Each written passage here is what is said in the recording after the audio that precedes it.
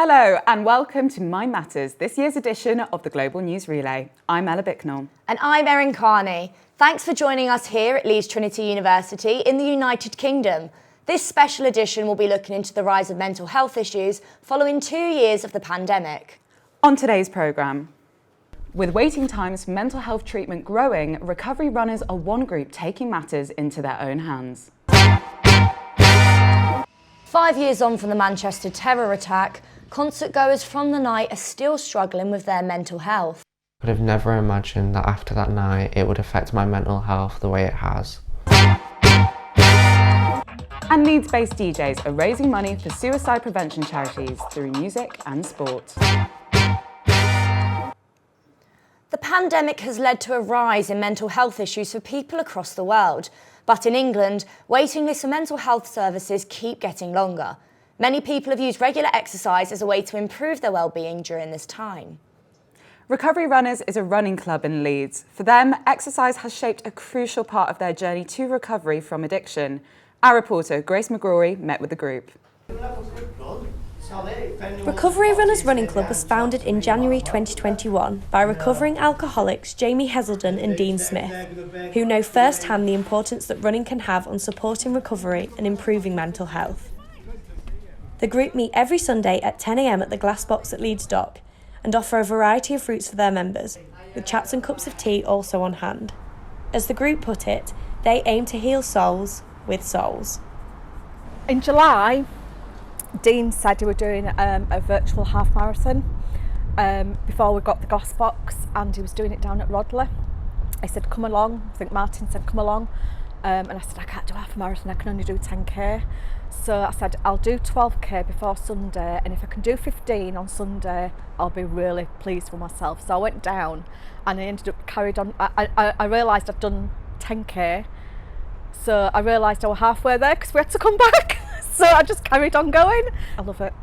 You just get all those, I call them dolphins in your head, you know, the endorphins, and you just feel a buzz. You know, and it's great going out with these guys because we're all in it together. We're all, you know, I'm a recovering alcoholic.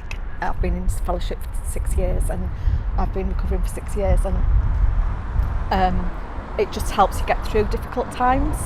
You know, like I told you, my partner passed away 2 years ago in a really tragic accident, and it's helped me get through it as running.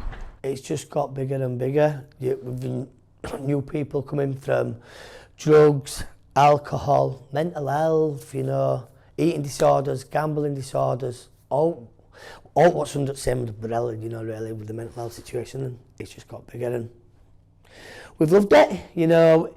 But people come and you think, oh, you just got to run. You don't. You can come down, just have a chat and a brew with us. Sounds often. We aren't doctors or counsellors, but we're just good listeners.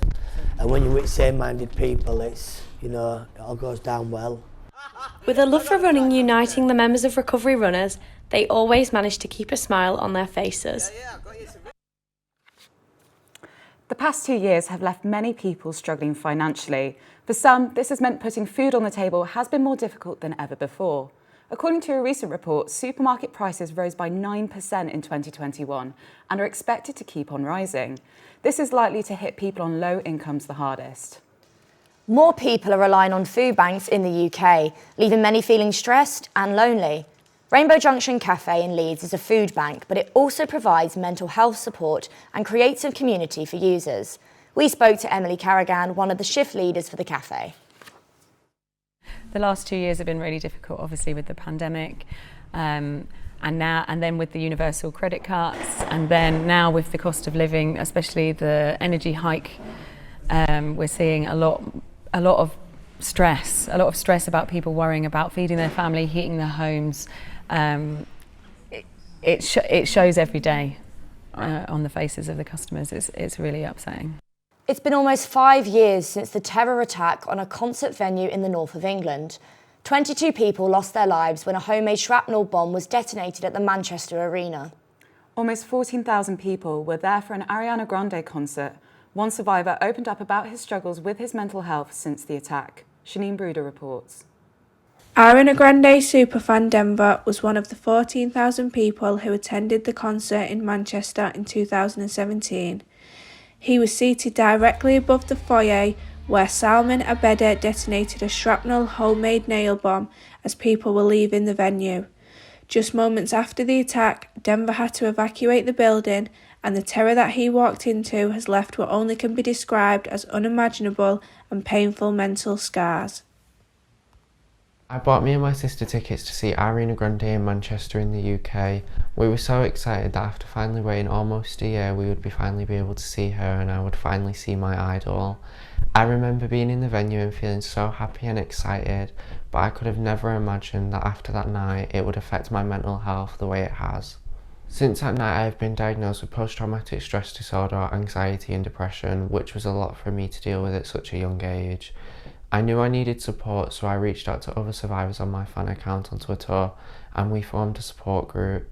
We would rely on each other on the anniversaries of the attack, and when we all were ready, we finally returned to the venue to help us get some closure. My sister really supported me too. She watched me turn down so many invites to concerts and events that she decided to take a job at the venue where the attack happened so that I would feel safe returning on my own. I finally returned to the venue to watch one of my favourite groups, Blackpink, and this was a big step in overcoming my mental health, and ever since then I have taken each day as they come and my mental health has finally started to get better. 5 years on and I still struggle day to day. Being in busy places and hearing loud bangs take me right back to that night. But now that I'm older, I realise now more than ever how important your mental health is and how important it is to reach out when you're struggling. Along with the survivors, the community of Manchester also continues to remember those who sadly lost their lives. In and around the city centre are paintings and memorials of the Manchester Bee, the staple of the city which now signifies a community who stood united in their darkest times to show their support to those who needed it the most. Thank you, Shanine, for that report. For the last 2 years, high school students have not been able to sit their final exams because of COVID. This year, in-person exams are back, putting pressure on young people. This is making the whole university application process a very stressful time for students. Our reporter Phoebe Morton spoke to one anxious student about whether she'll enjoy university.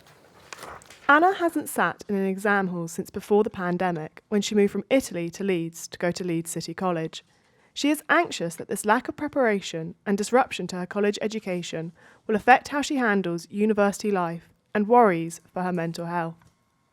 The main worrying is the fact that I don't know if I have to spend all my day in my room studying, trying to achieve the best and be stressed all day and have a major anxiety issue, or I can just try and enjoy myself a little bit and just go out. A government-sponsored programme, Student Space, provides phone, text and web chat support to university students. Trained volunteers can help with mental health and relationship problems. I think that's one thing that you want to do at uni, just enjoy the experience, but you also come with anxiety, stress and mental health problems that no one wants, but you have to go through eventually if you go to uni. Hopefully Student Space will be extended further as Anna will go to university in September. Now, not everyone has a house with a garden. For those who don't, the National Allotments Society rents community space for people to grow their own fruit and veg. The Society reported a boom in applications for plots since the pandemic began. Now, 250,000 people in the UK own an allotment. I met with one gardener who told me how glad he was that allotments were kept open during the pandemic. As the days are getting longer, allotment gardeners are using these precious moments of daylight to harvest the last of their winter vegetables. Now, being able to eat your own produce isn't the only benefit to owning yourself a plot like this one. In fact, the University of Sheffield found multiple mental health benefits to owning yourself an allotment, from physical exercise to being at one with nature. For Phil, his allotment is his home away from home. I had quite a stressful job actually before the end of my career, and I used to come home from work and I'd come round to my allotment and spend an hour here and just wind down. And I can see it in a lot of people, you know, it's so relaxing. There's no stresses or strains. You just go at your own pace. During the pandemic, it's been a godsend for thousands of people just to be able to come round. And believe it or not, the government actually recognised this and kept them open. It's one of the few things that was kept open during the pandemic. In the last few years, more and more people have been approaching Phil to get a plot for themselves. On our site now we've got, I'd say, a good 50% of our plot holders are either young people or young families with children. We try and cater for them on our site. We have Easter egg hunts for them, you know, make it interesting, scarecrow competitions, and yeah, it's something else. Whether it's building scarecrows or digging up leaks, allotments continue to provide that perfect escape. From the sound of birdsong to pounding drum and bass, a new organisation has been set up by local DJs to bring awareness to mental health in the music industry. It's called Healthy Minds. They have organised music events and a charity football match to raise funds for suicide prevention charities such as the Young Samaritans and Papyrus. Georgia Collins reports.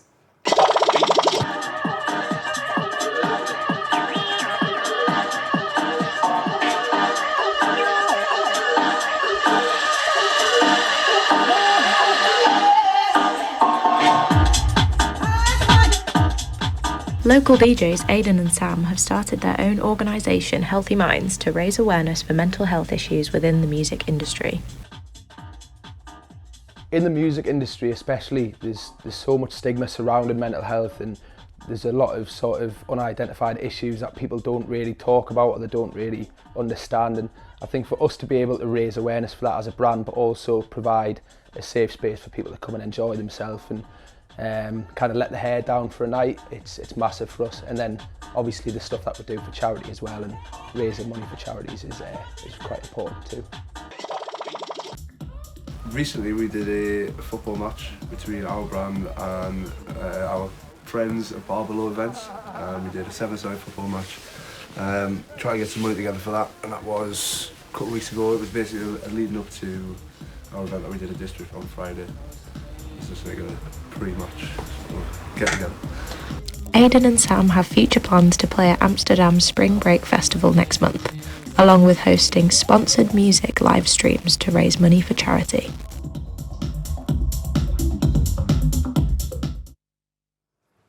Georgia Collins reporting on a great new initiative. And that's all we have time for. Thank you so much for joining us. We hope you've enjoyed our special edition of Global News Relay, Mind Matters. Goodbye.